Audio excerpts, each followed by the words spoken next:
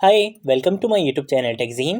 पिछली वीडियो में हम लोगों ने कंट्रोल कंपोनेंट्स के बारे में पढ़ा था। कंट्रोल कंपोनेंट्स क्या होते हैं? ऐसा कंपोनेंट जिसकी इनपुट फील्ड को आप स्टेट का कॉन्सेप्ट यूज करते हुए कंट्रोल करो, उसको हम क्या बोलते हैं? कंट्रोल कंपोनेंट्स बोलते हैं। ठीक है, तो अगर आप लोगों ने पिछली वीडियो नहीं देखी है तो काइंडली पिछली वीडियो को जरूर देख लेना। आज की वीडियो में हम देखेंगे अनकंट्रोल कंपोनेंट के बारे में। ऐसा कंपोनेंट जिसकी इनपुट फील्ड को आप स्टेट के कॉन्सेप्ट के अलावा किसी कॉन्सेप्ट से कंट्रोल करो, उसको हम अनकंट्रोल कंपोनेंट बोलते हैं।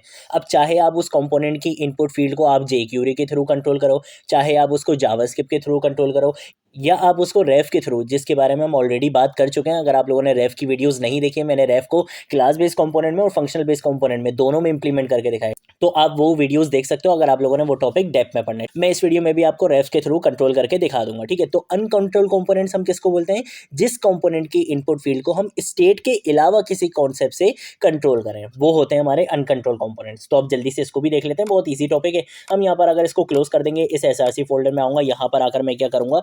अनकंट्रोल कंपोनेंट के नाम से एक कंपोनेंट बनाऊंगा। ठीक है, तो मैं यहाँ पे लिख लेता हूँ अनकंट्रोल कंपोनेंट डॉट JSX। ठीक है, इस कंपोनेंट फाइल को यहाँ पर बना लूंगा और उसके बाद मैं यहाँ पर अगर लिखूंगा RAFCE, इससे क्या होगा? मेरा react arrow functional base component बना दिया जाएगा एक्सपोर्ट स्टेटमेंट के साथ। इस डिव की जगह रिएक्ट फ्रेगमेंट हम यूज करेंगे और यहाँ पर आकर मैं क्या लगा देता हूँ? एक H2 का टैग लगाता हूँ। यहाँ पर अगर मैं लिख सकता हूँ अनकंट्रोल्ड कंपोनेंट इन React.js। ठीक है, तो हम यहाँ पे लिख लेते हैं अनकंट्रोल कंपोनेंट इन React.js। ठीक है, कंट्रोल एस से करूंगा सेव। यहाँ पर हम इसको एक्सपोर्ट करा चुके हैं, इसका मतलब है मैं इसको किसी भी कंपोनेंट में इजीली इंपोर्ट करा सकता हूँ। तो मैं यहाँ पे इस app.js में आऊंगा और यहाँ पे इस h1 टैग के बाद इस कंपोनेंट को कॉल करवा लूंगा। ठीक है, तो मैं यहाँ पर आकर लिखूंगा अनकंट्रोल कंपोनेंट, जैसे एंटर प्रेस करूंगा ये इंपोर्ट भी हो चुका और इसको मैंने यहाँ पे कॉल करवा लिया। ठीक है, कंट्रोल एस से सेव करने के बाद यहाँ पर आकर मैं npm स्टार्ट की कमांड से अपने प्रोजेक्ट को रन कर दूंगा। तो देखो यहाँ पर मेरे पास आ रहा है this is my app.js file, जो मेरे ऐप कंपोनेंट से आ रहा है, और यहाँ पे मेरे पास आ रहा है अनकंट्रोल कंपोनेंट इन React.js, जो मेरे अनकंट्रोल वाले कंपोनेंट्स आ रहे हैं। ठीक है, अगर आप लोगों ने अभी तक इस रिएक्ट की प्लेलिस्ट को एक्सेस नहीं करा है तो भाई जल्दी से इस प्लेलिस्ट को एक्सेस कर लो और ज़्यादा से ज़्यादा शेयर करो। ठीक है, हम आ जाते हैं यहाँ पर और उससे पहले मैं काम ये करता हूँ कि कंट्रोल शिफ्ट आई प्रेस कर देता हूँ, यहाँ पे मेरा कंसोल ओपन हो जाएगा। ठीक है, यहाँ पर आने के बाद मैं इस कंपोनेंट में आऊँगा और एक चीज़ हमने पिछली वीडियो में भी डिस्कस करी थी, इस वीडियो में भी मैं आपको बता देता हूँ। अगर मैं बात करूँ कंट्रोल कंपोनेंट की या मैं बात करूँ अनकंट्रोल कंपोनेंट की, एक शर्त है दोनों में। वो शर्त ये है कि इन दो कंपोनेंट्स में इनपुट फील्ड लाजमी होनी चाहिए। अगर इनपुट फील्ड नहीं होगी तो आप उस कंपोनेंट को कंट्रोल या अनकंट्रोल कंपोनेंट्स नहीं बोल सकते, क्योंकि उसी चीज को तो आप कंट्रोल या अनकंट्रोल करोगे। ठीक है, तो इनपुट फील्ड का होना लाजमी है। तो उसके लिए मैं सबसे पहले तो एक काम ये करूंगा कि एक फॉर्म बना लेता हूँ। ठीक है, तो मैं यहाँ पर अगर लिखूंगा फॉर्म और इस फॉर्म के अंदर मैं अभी के लिए सिर्फ एक इनपुट टैग लगा लेता हूँ, उसके बाद फिर हम और भी इनपुट टैग्स पर काम करेंगे। ठीक है, मैं यहाँ पर अगर टाइप इसकी बता दूंगा कि भाई टाइप इसकी क्या होने वाली है? टेक्स्ट होने वाली है, और यहाँ पे हम इसको क्लोज कर देते हैं। ठीक है, ये मैंने एक इनपुट टैग बना दिया। यहाँ पर अगर एक सबमिट का क्या बना लेता हूँ? बटन बना लेता हूँ। तो सबसे पहले मैं यहाँ पे बटन लिखूंगा, इस बटन का मैं नाम यहाँ पे रख दूंगा सबमिट। मैं कंट्रोल ऐसे सेव करूंगा और यहाँ पर आऊंगा। यहाँ पर आने के बाद आपको एक प्रॉब्लम दिखेगी। वो प्रॉब्लम ये कि जैसे ही मैं सबमिट बटन पे क्लिक करूंगा तो मेरा पेज रिफ्रेश हो रहा है, जो कि नहीं होना चाहिए। हम रिएक्ट यूज कर रहे हैं, रिएक्ट में हम सिंगल पेज वेब एप्लीकेशंस बनाते हैं और यहाँ पे हम इस तरीके से काम नहीं कर सकते कि हमारा पेज रिफ्रेश नहीं होना चाहिए। तो इसके बारे में हम पहले भी बहुत बार बात कर चुके हैं, इस वीडियो में भी मैं आपको करके दिखा देता हूँ, ताकि अगर आप लोग भूल गए हो तो आप लोगों को जल्दी से याद आ जाए। हम यहाँ पे फॉर्म पर आकर क्या करेंगे? ऑन सबमिट का इवेंट यहाँ पे बनाएंगे और यहाँ पर आने के बाद मैं बोलूंगा कि भाई आपने काम क्या करना है, आपने माय फॉर्म के नाम से एक फंक्शन बना हुआ है मेरे इस कंपोनेंट के अंदर, उसको कॉल करा लेना है। तो भाई कहाँ पे बना हुआ है? चलो उसको बना लेते हैं। कंट्रोल सी करूंगा, यहाँ पर आऊंगा, यहाँ पर आकर सबसे पहले तो फंक्शन का कीवर्ड लिखूंगा और यहाँ पे आके बोलूंगा कि भाई इस नाम से एक फंक्शन है, आपने क्या करना है? इस फंक्शन को कॉल करा देना है। अब जब भी ये इवेंट लिसन होगा, जब मेरा फॉर्म क्या होगा? सबमिट होगा, तो एक event object as a parameter क्या करवाया जाएगा? इस फंक्शन के अंदर पास करवाया जाएगा। तो उसका मैं नाम यहाँ पे रख लेता हूँ ई। ठीक है, उसके बाद मैं यहाँ पर अगर बोलूंगा E dot prevent default. Prevent default क्या करता है? जो भी इसका बाय डिफॉल्ट बिहेवियर होता है उसको स्टॉप कर देता है। तो फॉर्म का बाय डिफॉल्ट बिहेवियर क्या है कि भाई जब भी आप इसको सबमिट करते हो तो एक बार आपका पेज रिफ्रेश हो जाता है, तो ये इस चीज को क्या कर देगा? स्टॉप कर देगा। इसके साथ साथ इस इनपुट टैग के बाद मैं यहाँ पर आकर ना 2 BR टैग लगा लेता हूँ। ठीक है, ताकि आपको बटन में और इनपुट फील्ड में थोड़ा सा स्पेस मिल जाए। तो मैं यहाँ पर आकर क्या करूंगा? 2 BR टैग लगा लूंगा, कंट्रोल ऐसे सेव करूंगा, यहाँ पर आऊंगा, यहाँ पर आकर आप देख सकते हो इस तरीके से हो गया। और अब अगर मैं सबमिट के बटन पे क्लिक कर रहा हूँ तो ये यहाँ पे रिफ्रेश नहीं हो रहा। तो हमने इस प्रॉब्लम को तो सॉल्व कर लिया, पहले भी हमने इस बारे में बात करी है। अब हमने देखना है अनकंट्रोल कंपोनेंट के बारे में। अनकंट्रोल कंपोनेंट हम इसको तब बोलेंगे जब इस इनपुट फील्ड को हम स्टेट के अलावा किसी कॉन्सेप्ट से क्या करें? कंट्रोल करें। तो सबसे पहले हम देख लेते हैं रेफ, जिसके बारे में हम ऑलरेडी बात कर चुके हैं।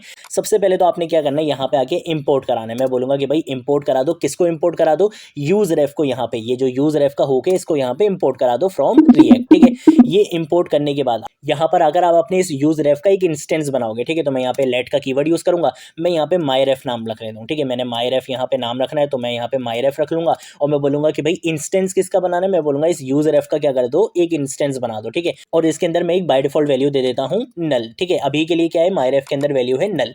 इस माई रेफ को मैं कहाँ पे पास करवाऊंगा, मैं यहाँ पर आऊंगा इस इनपुट फील्ड में, यहाँ पर आने के बाद रेफ का एट्रीब्यूट यूज करूंगा और यहाँ पर अगर बोलूंगा माई रेफ, क्योंकि मैंने यूज रेफ का यूज करते हुए किसको इंस्टेंस बनाए, माई रेफ को।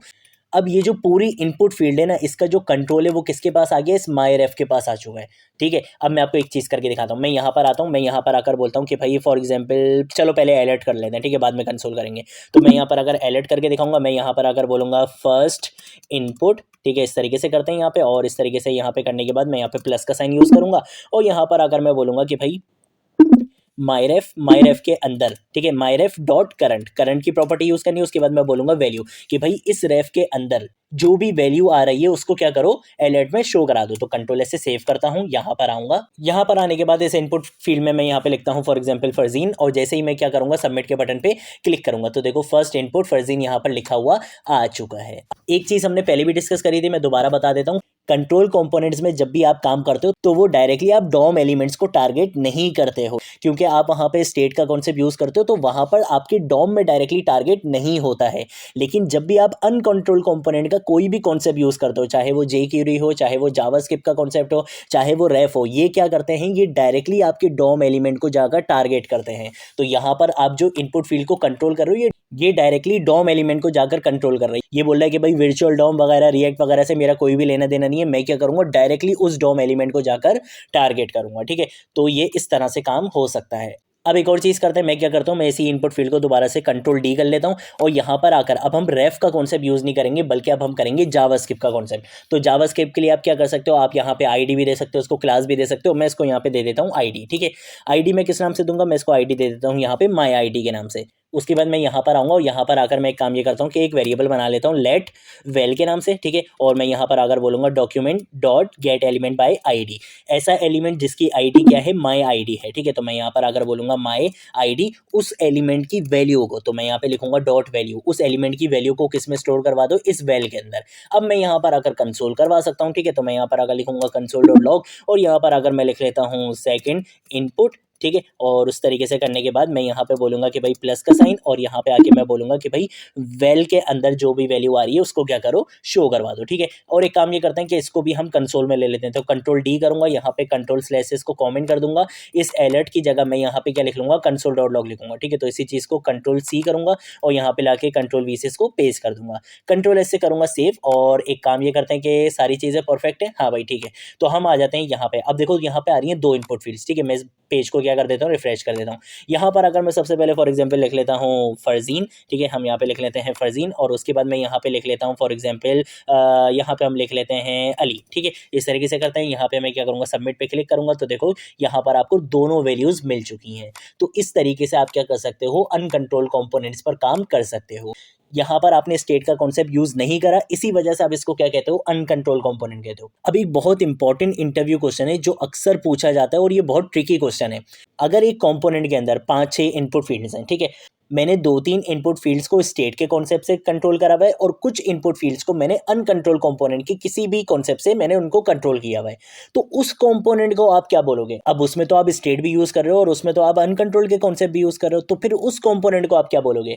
तो एक बात हमेशा याद रखना, अगर किसी भी कंपोनेंट के अंदर किसी भी इनपुट फील्ड को आपने अनकंट्रोल कंपोनेंट के किसी भी कॉन्सेप्ट से क्या कर लिया, कंट्रोल कर लिया, तो फिर उस कंपोनेंट को कभी भी आप कंट्रोल कंपोनेंट नहीं कहते, वो आपका अनकंट्रोल कंपोनेंट ही कहलाता है, ठीक है। तो बस ये चीज़ याद रखना, ये अक्सर इंटरव्यू क्वेश्चंस में पूछ लिया जाता है और वहाँ पर स्टूडेंट्स गड़बड़ कर देते हैं, ठीक है। तो ये आपको पता होना चाहिए कि अगर किसी भी कंपोनेंट में किसी एक इनपुट फील्ड पर कोई भी अनकंट्रोल कंपोनेंट का कॉन्सेप्ट यूज हो गया तो उस कंपोनेंट को आप अनकंट्रोल कंपोनेंट कहते हो, ठीक है। आज की वीडियो के लिए इतना ही, अब हम मिलेंगे नेक्स्ट वीडियो में नेक्स्ट टॉपिक के साथ, तब तक के लिए बाय बाय।